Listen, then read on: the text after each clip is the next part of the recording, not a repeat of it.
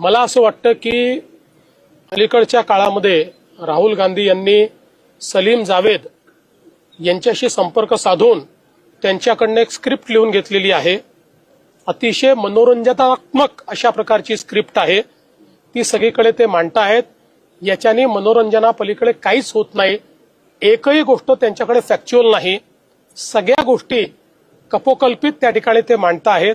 आणि सगळ्यात महत्त्वाचं ते एकीकडे म्हणतात की वोटर लिस्ट मध्ये प्रॉब्लेम आहे।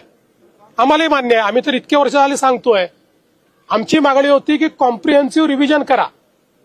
आता इलेक्शन कमिशन म्हणते आम्ही कॉम्प्रिहेन्सिव्ह रिव्हिजन करायला तयार आहोत आणि बिहारमध्ये त्यांनी सुरू केलं तर राहुल गांधी म्हणतात कॉम्प्रिहेन्सिव्ह रिव्हिजन करू नका। मग त्यांना नेमकं हवं काय आहे? त्यामुळे त्यांना कॉम्प्रिहेन्सिव्ह रिव्हिजनही माहिती नाहीये आणि वोटर लिस्टमधले प्रॉब्लेमही माहिती नाहीये। त्यांना केवळ आपल्या हारण्याकरता काही ना काही कारण शोधून काढायचं आहे। ते कारण त्यांनी शोधून काढलेलं आहे।